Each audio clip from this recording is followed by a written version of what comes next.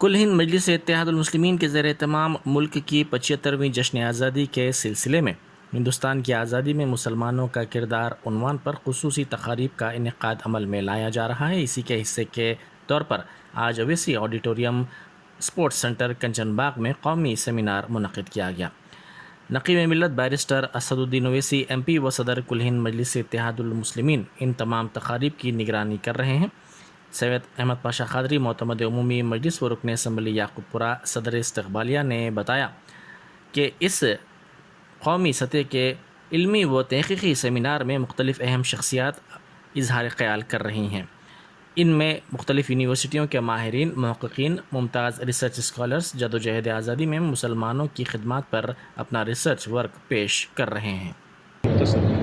नबी करीम सल्लल्लाहु तआला अलैहि वसल्लम की पाकीज़ा शरीयत भी यही तालीम देती है कि इंसान जहाँ रहता बसता है उस इलाक़े से, वहाँ के बाशिंदगान से उल्फ़त व महब्बत रखे और सलाह व फलाह के लिए, तरक्की के लिए, वतन की हिफाजत के लिए, तालीमी सक़ाफ़ती तरक्की के लिए और दीगर अग़यार के वतन पर हमलों से अपने वतन की हिफाजत के लिए अपनी हर तरह की क़ुरबानी देने से दरेग न करे और हिंदुस्तान को आज़ाद करने में, हिंदुस्तान को आज़ादी दिलाने में दीगर अपनाए वतन के साथ मुसलमानों का निहायत ही बुलंद पाया किरदार रहा। मुसलमानों ने अपनी जानों के नजराने पेश किए और अपने मुल्क के वतन को अग़यार के कब्ज़ों से छुटकारा दिलाया। अल्लाह तबारक व तआला हमारे इस मुल्क को महफूज रखे और इसकी सलामती को हर तरह के ख़तरों से सलामती और आफ़ियत में रखे। माह मुहर्रमुल हराम के सिलसिले में ट्रैफिक पुलिस ने बीबी के अलावा पहुंचकर इंतज़ामात का जायज़ा लिया। बीबी के अलावे में ज़ायरीन की हाज़िरी के पेश नज़र मुनासिब और बेहतर बंदोबस्त, गाड़ियों के ठहराए जाने के इंतज़ामात के सिलसिले में ट्रैफिक ACP साउथ जोन ने मीडिया को तफसीलात से वाकिफ़ करवाया। उन्होंने कहा कि इंतज़ामात को गुज़िश्ता 2 साल से बेहतर करते हुए आवाम को सहूलत पहुँचाना ट्रैफिक पुलिस का अहम मकसद है। उन्होंने कहा कि ट्रैफिक के रुख की तब्दीली, पार्किंग के इंतज़ामात का मीर चौक ट्रैफिक पुलिस इंस्पेक्टर के साथ जायज़ा लिया गया। इस इलाके में तंग गलियां हैं, आवाम को चाहिए कि वो भी इंतज़ामात के सिलसिले में ट्रैफिक पुलिस से ताउन करे। मोहर्रम बंदोबस्त के बारे में हम इधर बीबी का अलावा करने आया हम ये कल चांदी का, तो कल से मुहर्रम स्टार्ट हो जाता। हाँ, उसका बारे में पूरा क्या क्या बंदोबस्त करना, किधर क्या ट्रैफिक का अरेंजमेंट्स के बारे में ट्रैफिक डिपार्टमेंट से हम आया। मैं ट्रैफिक ACP साउथ जोन का है पूरा। ये लास्ट ईयर इससे पहले वो इसे और अच्छा करना, पब्लिक को कोई किसको भी तकलीफ नहीं, ऐसा अरेंजमेंट्स के बारे में, किधर ट्रैफिक डाइवर्शन करना, किधर पार्किंग करना, वो ऐसा पब्लिक को इसको भी तकलीफ नया ऐसा करना बोल के हम वो अरेंजमेंट देखने के वास्ते हम हमारा इंस्पेक्टर मीर चौक इंस्पेक्टर इधर आया। तो सब हम इंतज़ाम करती, इसको भी तकलीफ पब्लिक भी उस क्या है बोल तो ये पूरा ये छोटा नैरो गली से है। पब्लिक भी ट्रैफिक पुलिस से थोड़ा कोऑपरेट करके ये मेन रोड में, पोर्शन रूट में, ये बीबी का अलावा रूट में कोई व्हीकल्स रोड पे पार्किंग नहीं हो, ऐसा ये 10 दिन पब्लिक से भी कोऑपरेट करना बोल के हम ट्रैफिक पुलिस से अपील करें। मुस्लिम तबके ने कर्नाटक के वज़ीर आला बसवराज बोम्मई की जानिब से तलब करदा अमन इजलास का बाइकआउट किया। मुस्लिम तबके का कहना है कि वज़ीर आला ने प्रवीण के मकान का दौरा किया, लेकिन मसूद या फाजिल के मकान नहीं पहुंचे और उनके अरकान ख़ानदान से मुलाकात नहीं की। उन्होंने कहा कि योगी मॉडल पर अमलावरी की बात की गई है, तो ऐसे में अमन इजलास में शिरकत का कोई वजह नज़र नहीं आती।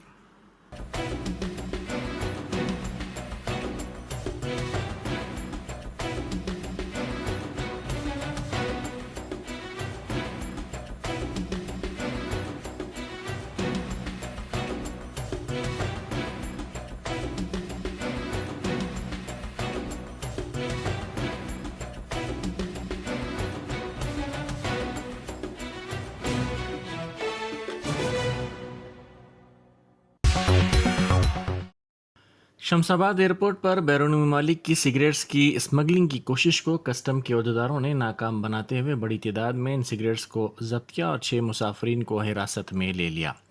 कस्टम के अहदेदारों ने दुबई से बजरिए फ़्लाइट नंबर 6E1406 हैदराबाद पहुंचे इन मुसाफरीन के सामान की तलाशी ली, जिसमें इन सिगरेट्स का पता चला जो गैर कानूनी तौर पर हैदराबाद स्मगल किए जा रहे थे।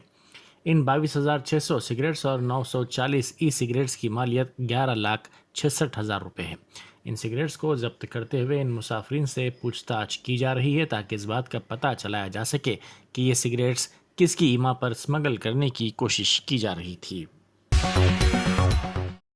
कुकटपल्ली पुलिस स्टेशन हुदूद की एक होटल में हालत नशे में 5 अफराद ने हंगामा आराई की और एक शख्स के साथ झगड़ा किया। यह वाक़या होटल में लगे CCTV कैमरों में कैद हो गया। तफसीलात के मुताबिक हालत नशे में ये अफराद होटल में पहुंचे और एक शख्स से झगड़ा करने लगे। इसी दौरान होटल के मालिक कृष्णा ने मदाखलत करते हुए इस होटल से चले जाने की ख्वाहिश की, लेकिन उन्होंने कृष्णा पर भी शदीद बरहमी का इजहार किया और होटल के सामान को बिखेर दिया। उन्होंने होटल के फर्नीचर को भी नुकसान पहुंचाया।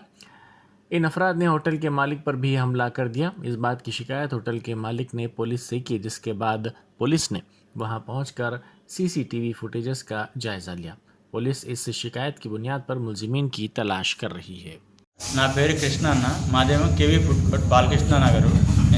7:30 గంటలప్పుడు బయట ఒక 5గురు దీనబంధు కాలనీ వాళ్ళు కొట్టుకుంటూ హోటల్లోకి వచ్చారు.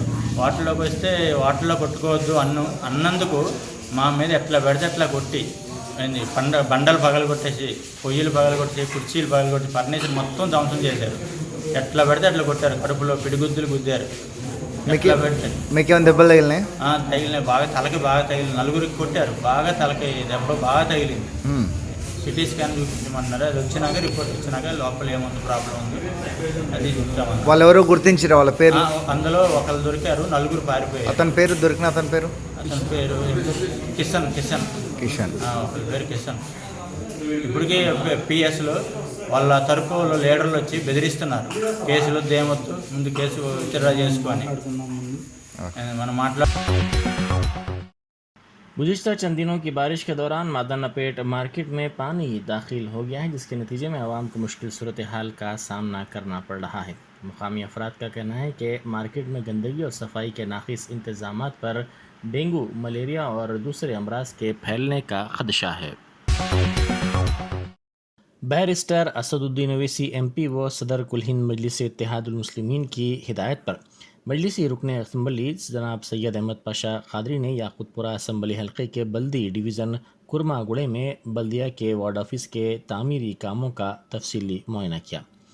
उन्होंने इस मौके पर मीडिया से बात करते हुए कहा कि इस वार्ड ऑफिस की नई इमारत की मंजूरी बल्दिया के स्टैंडिंग कमेटी के इजलास में दी गई थी। तकरीबन 4 करोड़ रुपए की लागत से नया वार्ड ऑफिस तामीर किया जा रहा है। उन्होंने कामों में तेज़ी पैदा करने की अहदेदारों को हिदायत दी।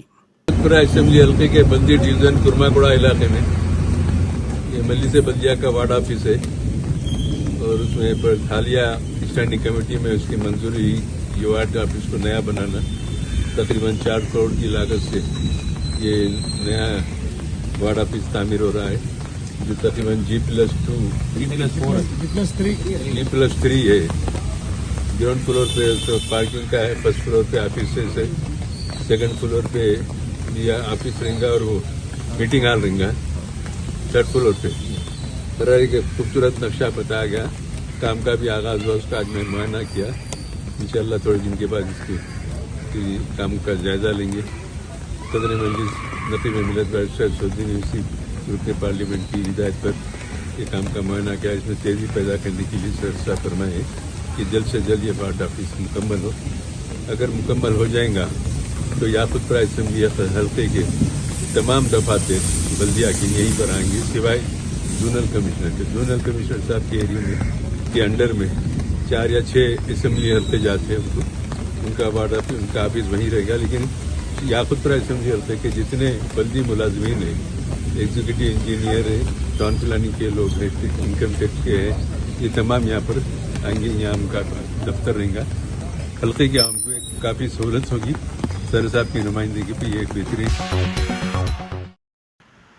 फ्लाईओवर की तामीर और सड़क की तोसी के नाम पर शमशाबाद एयरपोर्ट के करीब मस्जिद नूरी वली की 2 मलियात और बाउंड्री वाल को मुनज़्ज़म करने के खिलाफ कांग्रेस के एक वफ़द ने सदर नशीन वक्फ बोर्ड मोहम्मद मसीहुल्लाह खान से नुमाइंदगी की और इस सिलसिले में एक याददाश्त भी हवाले की।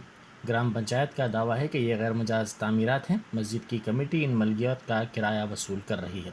वक्फ बोर्ड का कहना है कि इसके पास इसका कोई रिकॉर्ड नहीं है। सदर नशीन वक्फ बोर्ड ने इस नुमाइंदगी पर मुनासिब कार्रवाई करने का मुस्बत तयक़ुन दिया। 29 जुलाई 2022 तमाम कांग्रेस का डेलीगेशन SK अफजलुद्दीन साहब की सदारत में, अरशद खान साहब की शेख अरशद साहब की सदारत में, मतीन साहब की सदारत में हम तमाम लोग यहाँ पे आए हैं। वक्फ बोर्ड के तमाम फेलियर्स के बारे में बात करें। जो शमशाबाद पे चंद दिन पहले मसाजिद के सामने के हिस्से को मुनज़्ज़म किया गया था, जिस पे हम लोग पुलिस कंप्लेंट्स वगैरह भी दिए थे, उस उन्वान पे भी बात करने आए। उससे पहले उसको लग के 2 क़ब्रस्तान हैं, जिसके क़ब्रस्तान के कोना डैमेज हो गया, जिसके कड़ियाँ गिर गए, उसकी बाउंड्री करवाने के लिए डिमांड करें यहाँ पे और तमाम इंक्वायरी के लिए डिमांड करें और जो मसाजिद का हिस्सा था उसको वापस फिर जैसे का जूँ का तू करने का डिमांड करें। चेयरमैन साहब से काफ़ी देर गुफ्तगू हुई है और DSP साहब भी थे। हमारा तमाम डेलीगेशन कांग्रेस का आज बात करे, हमको ये तयख़ून दिए कि उस मसाजिद के जो भी लोग उसको डेमोलिश करें उस पर FIR कराएंगे। हम तो अपना FIR दिए, हम कोर्ट को भी जाएंगे, इंक्वायरी भी करवाएंगे और वहाँ पे रोड वगैरह नहीं डलवाने देंगे। मज़ीद रह गई बात क़ब्रस्तान की, जहाँ पे ड्रेन बॉक्स बनाए हैं, ये पूरा national highway authority of India की तरफ से जो रोड का एक्सपेंशन हो रहा है उसका काम है, तो उसके लिए भी हम बोले क़ब्रस्तान की भी पूरी बाउंड्री करवाने का हमको तयख़ून दिए हैं। 1 हफ़्ते के अंदर क़ब्रस्तान की बाउंड्री भी होना चाहिए और ये तमाम पे केसेस भी होना चाहिए। हम इसके लिए आए हैं और शहर हैदराबाद हो या तेलंगाना, जहाँ पे भी मसाजिदों का या क़ब्रस्तानों का या ईदगाहों का या आशुर खानों का मसला होता है, हमारी टीम तमाम मौजूद रहती है और हम इसके ऊपर बराबर काम करते रहेंगे। अल्लाह का घर होती है वफ़ की जायदाद, मस्जिद अल्लाह का घर होती है, वफ़ की जायदाद अल्लाह की जायदाद होती है, इसको लूटने भी नहीं देंगे। हैदराबाद और बल्कि तेलंगाना में 8 मसाजिदों पे ये यकबायक ये होते जा रहा है TRS की हुकूमत में, और अगर इस पे FIRs नहीं होंगे तो हम हमारी टीम बराबर हाई कोर्ट अप्रोच होंगी। ऑलरेडी हम कंप्लेंट्स दे चुके हैं, सेंट्रल वक्फ दिल्ली को भी हम मेल कर चुके हैं, डॉक्यूमेंट्स भी पूरे हम सबमिट कर चुके हैं। तो आपको भी हम मीडिया से यही बोलेंगे, कहीं भी अगर कुछ हो रहा भाई आप लोग भी आवाज़ उठाइए। मसाजिद कमेटी को डरने की ज़रूरत नहीं है। मसाजिद कमेटियों को मैं आपके चैनलों से मैसेज दे रहा हूँ, आप सिर्फ मैनेजमेंट कर सकते हैं, मसाजिद का सौदा नहीं कर सकते हैं। सिर्फ आप मसाजिद के अच्छे बुरे को देख सकते हैं। अगर आपको भी तनख्वाहें वगैरह कुछ नहीं मिल रही हैं, बराबर हमको अप्रोच हुई है, आपकी भी हम पैरवी यहाँ पे लेके आएंगे, बराबर कराएंगे। वक्फ बोर्ड सबके लिए है। क़ब्रस्तानों में भी मैं बोलूँगा कि क़ब्रस्तान भी भर चुके हैं, जो क़ब्रस्तान फुल हो गए हैं उसमें अपने आप आबो अजदाद जो है उसमें आप अपने आप को दफना सकते हैं। जो मरहूमीन हमारे उसके अंदर ही हम अपने आप का घर बना सकते हैं, तो उसको भी आप कोऑपरेट करिए। क़ब्रस्तान भी जो इनकरेज हो रहा है मत करिए। मुतवल्लियों से भी मैं बोलूँगा कि माशी हालत हमारी बहुत काफ़ी बुरी है। आंध्र प्रदेश में 7 तलबा समंदर में गर्क हो गए। यह वाक़या ज़िला अंकापल्ली अच्युतापुरम मंडल के सीताकालम साहिल समंदर के पास पेश आया। डाइट इंजीनियरिंग कॉलेज के 12 तलबा कल दोपहर इम्तिहानात ख़त्म होने के बाद साहिल पर पहुंचे थे। इनमें से 7 तलबा नहाने के लिए समंदर में उतरे, जबकि उनके साथी साहिल पर ही मौजूद थे कि अचानक ज़ोरदार लहर आई, जिसकी वजह से वो तमाम पानी में बह गए। किनारे पर मौजूद तलबा की चीखो पुकार पर माहीगीरों ने तेजा नामी नौजवान को बचा लिया। उसे विशाखापट्टनम के हॉस्पिटल मुंतकिल कर दिया गया, जबकि 19 साला पवन की मौत हो गई। दीगर तलबा जो समंदर में बह गए थे उनकी तलाश का काम किया जा रहा है। MS मक्ता में कम्युनिटी हॉल के मसले पर TRS और कांग्रेस के कायदीन के दरमियान बहस व तकरार और झगड़ा हो गया। इस मसले पर खैरताबाद की कारपोरेटर विजया रेड्डी और कांग्रेस लीडर मोहम्मद शरीफ ने मीडिया से बात करते हुए इस मसले पर अलहदा दावे किए। मोहम्मद शरीफ ने कहा कि TRS के कायदीन और कारकुन मुकामी अफराद को तंग कर रहे हैं। MS मक्ता के सदर हूँ, एक्स कारपोरेटर हूँ, लिहाजा यहाँ के जो कारपोरेटर है 100 साल हो रहा बस्तियों के, इतने कारपोरेटर यहाँ के हमारे इतना चीप हरकत कर दे रहे हमारे साथ। एक सोसाइटी को हमारे को आज कमेटी हॉल के अंदर लाख दला के हमारे को बाहर भेजाए कि लिहाजा मैं गुजारिश कर रहा हूँ कि इनको राइट्स कहाँ से आए। हर कहाँ कमेटी वाला इतने एक कमेटी वाले भी नहीं लिए लोग कहीं भी। आज एक एमएलए साहब और एक कारपोरेटर साहब बोलने से आके एक सोसाइटी को इंसल्ट कर रहे हैं, और लिहाजा ये यहाँ से उनको हर टाइम कितने वोट गिरे पहले देख लेना, उनको हर टाइम यहाँ से जीतते आ रहे हैं उन्होंने 2 बार। तो लिहाजा उनको ये नहीं मालूम बस्ती में कुछ ऐसे हरकतें हमारे करने नहीं होते। इस बार इन्होंने कारपोरेटर बनने से इनका जो धंधा चलाने के लिए कोशिश कर रहे हैं वो धंधे को हमला खिलाफ जा रहे हैं। क्यों कि बस्ती में सोसाइटी क्या है उनको नहीं मालूम, सोसाइटी के अंदर क्या चलता है नहीं मालूम। आके उन्होंने ज़बरदस्ती हमारे कमेटी हाल के अंदर एक एमएलए साहब की एक सीएम साहब की फ़ोटो लगाए तो भी वेलकम बोले हम, वैसा उनको भी इनकार नहीं करें। लिहाजा करके आज हमारे को कमेटी हाल फिर निकाल दे तुम बोल के आए, तो हम बोले नहीं निकालना। लगाए सीएम साहब की फ़ोटो, एमएलए साहब की फ़ोटो लगाए, अच्छा वेलकम बोले। अब हर पार्टी वाला अब अकबरुद्दीन अवैसी साहब की फ़ोटो लगाए, बीजेपी वालों के फ़ोटो लगा तुम बोले, हमारे साबिका सीएलपी लीडर जनार्दन रेड्डी साहब की फ़ोटो लगाए, और राजशेखर रेड्डी साहब की इंदिरा जो बस्ती का नाम है वो इंदिरा गांधी का इंदिरा वेलफेयर कमेटी का नाम है उनकी लगाए। लिहाजा हम ये चाह रहे आपका डेवलपमेंट कमेटी वाला कब्जा लाकान डालाने पे, नहीं तो पब्लिक को सर्विस करने जीते आप। हम भी कारपोरेटर थे, पब्लिक को सर्विस करना, पब्लिक का अच्छा बुरा देखना, पब्लिक को जो कमी पेशी है वो भरने के लिए आप आते नहीं, डेनीजा भर के जा रहे, रोडा भर के जा रहे, सीट लेटा नहीं है, 4-4, 6-6 घंटे ट्रांसफार्मर उड़ जा रहे, पब्लिक कितना सफर हो रही, आप एक दिन भी नहीं दिखते हैं। फिर भी हम लोग कर लेते, सोसाइटी वाले बस्ती वाले मिलकर कर लेते। लिहाजा मैं गुजारिश कर रहा हूँ कि ये जो इश्यू बना के आज लगाए खुद ही, फिर पुलिस वालों को लाते खुद ही, म्यूनसिपल वालों को ला के निकालो। अब हम कहीं को निकालते नहीं निकालना, जो है उन्होंने साबिका में एमएलए थे, मिनिस्टर थे, यहाँ के जो दूसरे भी लीडर हैं उन्होंने भी एमएलए की लगाए, सीएम की लगाए, हम भी राजशेखर रेड्डी की लगाए, पर ये कंटिन्यू लगाए पास से आप निकाल देने का क्या है, आके लगाते आप ही उसी पार्टी के लोग तंग कर रहे हैं। नहीं, टीआरएस यहाँ के जो संगीता यादव कारपोरेटर है उन्होंने पूरा करप्टेड है, यहाँ पर हमारे को म्यूनसिपल से डिस्टर्बेंस करा रहे, उनके कार्यकर्ताओं को भी जा। मरकज़ी वज़ीर सयाहत जी किशन रेड्डी ने अंबरपेट मूसाराम बाग ब्रिज का मुआयना किया। उन्होंने इस मौके पर मीडिया से बात करते हुए कहा कि रियासत के अवाम एक तरफ बारिश से परेशान हैं तो दूसरी तरफ वज़ीर आला चंद्रशेखर राव दिल्ली में सियासत कर रहे हैं। उन्होंने इस मौके पर वज़ीर आला चंद्रशेखर राव पर तनकीद करते हुए कहा कि रियासत के बारिश से मुताल्लिक़ मसाइल को उन्होंने नज़रअंदाज कर दिया है। किशन रेड्डी ने कहा कि आने वाले दिनों में बीजेपी रियासत में हुकूमत तश्कील देगी। మరి ఆక్రమణలను నిరోధించండి, నిధుల కేటాయింపు వేగవంతం చేయండి, చేయాలనుకున్నటువంటి పనులు పూర్తి చేయండి అని చెప్పాము. కానీ ఈ మూసి మధ్యలో రోడ్డు వేస్తాము, మూసికి 2 వైపులా రోడ్డు వేస్తాము, మరి మూసిని అత్యంత సుందరంగా తీర్చిదిద్దుతాము.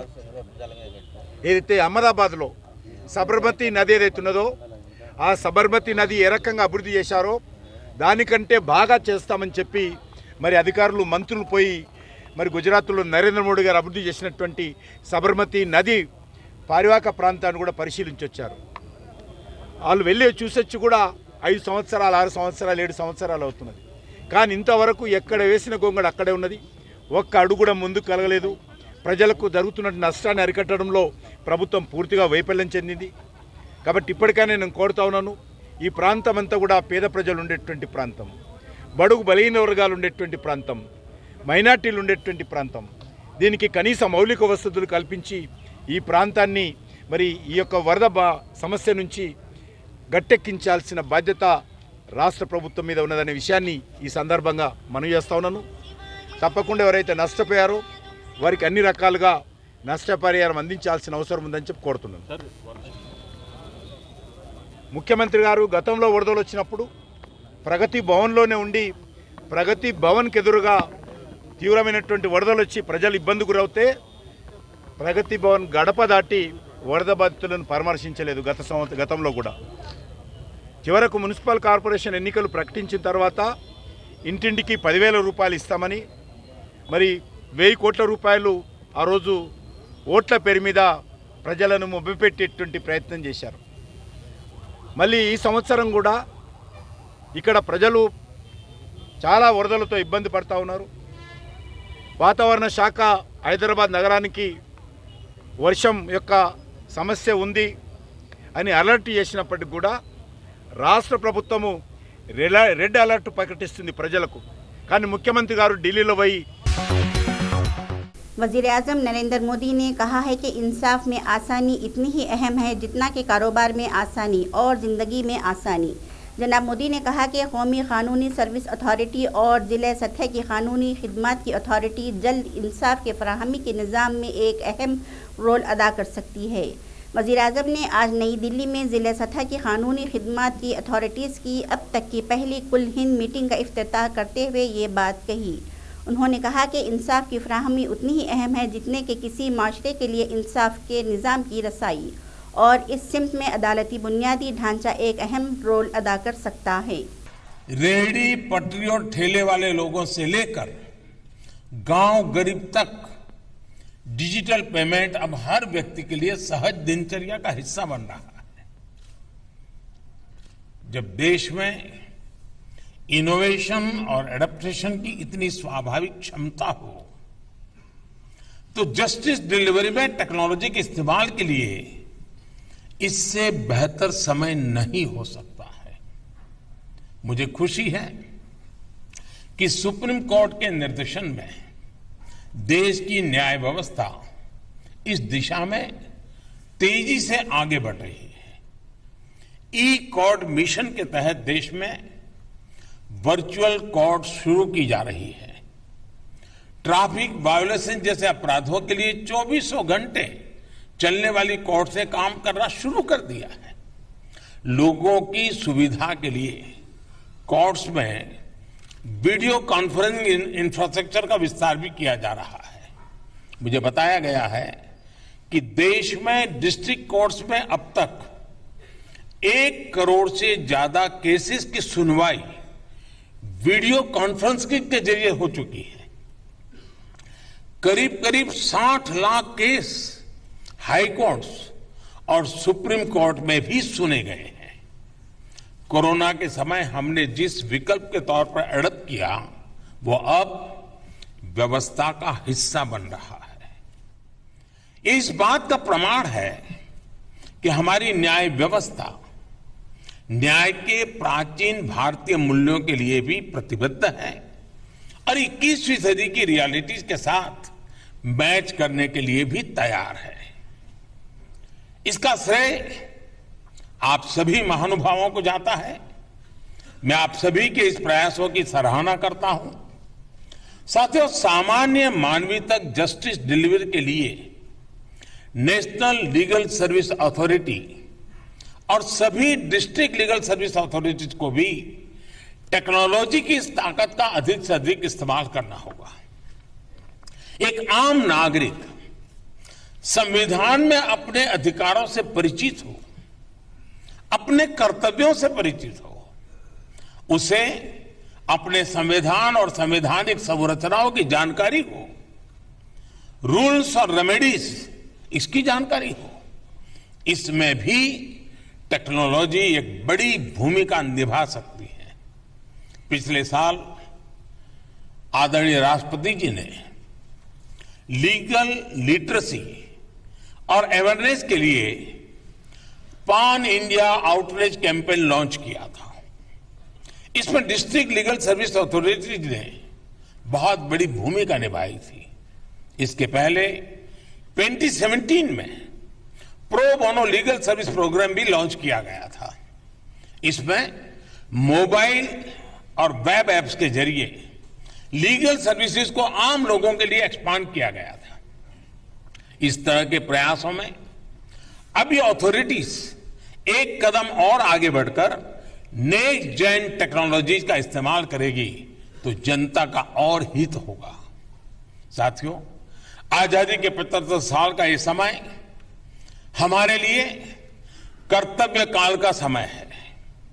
हमें ऐसे सभी क्षेत्रों पर काम करना होगा जो अभी तक उपेक्षित रहे हैं।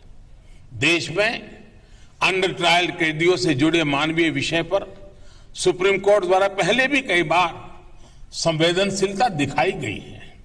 ऐसे कितने ही कैदी हैं जो कानूनी सहायता के इंतजार में वर्षों से जेलों में बंद है। हमारी डिस्ट्रिक्ट लीगल सर्विस अथॉरिटीज इन कैदियों को कानूनी सहायता देने का जिम्मा उठा सकती है। आज यहां देश भर से डिस्ट्रिक्ट जजेज आए हैं। मेरा उनसे आग्रह है कि district level under trial review committee के चेयरमैन होने के नाते अंडर ट्रायल कैदियों की रिहाई में तेजी लाएं। वैसे मुझे बताया गया है कि लालसा ने इस दिशा में कैंपेन भी शुरू कर दिया है। मैं इसके लिए आपको बधाई देता हूं, आप सबको बधाई देता हूं और अपेक्षा करता हूं कि आप लीगल एड के जरिए इस अभियान को सफल बनाएंगे। मैं बार काउंसिल से भी आग्रह करूंगा कि इस अभियान से ज्यादा लॉयर्स को जुड़ने के लिए प्रेरित करें। साथियों, मुझे आशा है हम सभी के प्रयास इस अमृतकाल में देश के संकल्पों को नई दिशा देंगे। इसी विश्वास के साथ मुझे आपके बीच आने का अवसर मिला, इसके लिए भी मैं आप सबका धन्यवाद करता हूं और मुझे विश्वास है कि 2 दिन का ये आपका मंथन जिन अपेक्षाओं और आशाओं के साथ इतना बड़ा समारोह हो रहा है उतने ही बड़े परिणाम लाएगा। इसी अपेक्षा के साथ बहुत बहुत धन्यवाद। हिंदुस्तानी वेटलिफ्टर संकेत महादेव सरगर ने मर्दों के 55 किलोग्राम भार वर्ग सिल्वर मेडल जीता। कॉमनवेल्थ गेम्स 2022 में यह हिंदुस्तान का पहला मेडल है। इस मुकाबले का गोल्ड मेडल मलेशिया के काजदान मोहम्मद अनीक ने जीता। उन्होंने कल 249 किलोग्राम का वजन उठाया। संकेत महादेव 248 किलोग्राम वजन ही उठा सके। इन्हें क्लीन एंड जर्क की तीसरी कोशिश में हल्की चोट लगी, जिसके सबब वो गोल्ड मेडल से महरूम रह गए। संकेत ने स्नैच में 113 और क्लीन एंड जर्क में 135 किलोग्राम वजन उठाया। महाराष्ट्र के गवर्नर भगत सिंह कोश्यारी के बयान पर जारी सियासी घमासान के दरमियान गवर्नर के दफ्तर से बयान पर वजाहत जारी की गई है। महाराष्ट्र के गवर्नर भगत सिंह कोश्यारी के दफ्तर ने तकरीर के हवाले से अपनी पोजीशन वाज़ेह करते हुए कहा कि महाराष्ट्र को आगे लाने में मराठी लोगों का रोल सबसे ज़्यादा है। मुंबई महाराष्ट्र का फ़ख्र है, ये मुल्क की इक़्तिसादी राजधानी भी है। नेज़ ये भी कहा कि मेरा मराठी लोगों को कमतर दिखाने का कोई इरादा नहीं था। मैंने सिर्फ गुजरातियों और राजस्थानियों के किरदार की बात की। मराठी लोगों ने सख्त मेहनत करके महाराष्ट्र की तामीर की। यही वजह है कि आज कई मराठी कारोबारी मशहूर हैं। बता दें कि गुज़िश्ता जुमा को गवर्नर भगत सिंह कोश्यारी ने एक प्रोग्राम के दौरान मराठियों के हवाले से बयान दिया था, जिस पर महाराष्ट्र की सियासत में एक नया तनाज़ा खड़ा हो गया है। बॉलीवुड की सबसे पसंदीदा जोड़ी समझे जाने वाले टाइगर श्रॉफ और दिशा पटानी के ब्रेकअप की खबरें गुज़िश्ता कई दिनों से मौजूद बहस है। हर तरफ ये सुर्खियां जोर पकड़ रही हैं कि आखिर इन दोनों फनकारों के दरमियान 6 साल रिश्ता अचानक कैसे ख़त्म हो गया। ऐसे में ज़राए के हवाले से मालूम हुआ है कि टाइगर और दिशा ने काफ़ी सोच विचार के बाद एक दूसरे से अलहदगी का फैसला किया। जम्मू व कश्मीर के बारामूला ज़िले के वानी गामबाला इलाके में हफ्ते की सुबह सिक्योरिटी फोर्सेस और दहशतगर्दों के दरमियान मुठभेड़ शुरू हो गई। रियासती पुलिस, CRPF और हिंदुस्तानी फ़ौज के जवान मोर्चा संभाले हुए हैं। इलाके की घेराबंदी करके तलाशी मुहिम चलाई जा रही है। पुलिस ने अपने बयान में कहा कि जम्मू व कश्मीर के बारामूला ज़िले में हफ्ते की सुबह दहशतगर्दों और सिक्योरिटी फोर्सेस के दरमियान मुठभेड़ शुरू हो गई। एक पुलिस अफसर ने बताया कि सिक्योरिटी फोर्सेस ने ज़िले के कैरेरी इलाके की वानी गामबाला में दहशतगर्दों की मौजूदगी की इत्तला के बाद घेराबंदी करके तलाशी मुहिम शुरू की। उन्होंने कहा कि दहशतगर्दों के जरिए सिक्योरिटी फोर्सेस पर गोलाबारी किए जाने के बाद तलाशी मुहिम मुठभेड़ में तब्दील हो गई। सिक्योरिटी फोर्सेस ने जवाबी कार्रवाई की, जिसमें एक दहशतगर्द को मार गिराया है। इलाके में तलाशी मुहिम जारी है।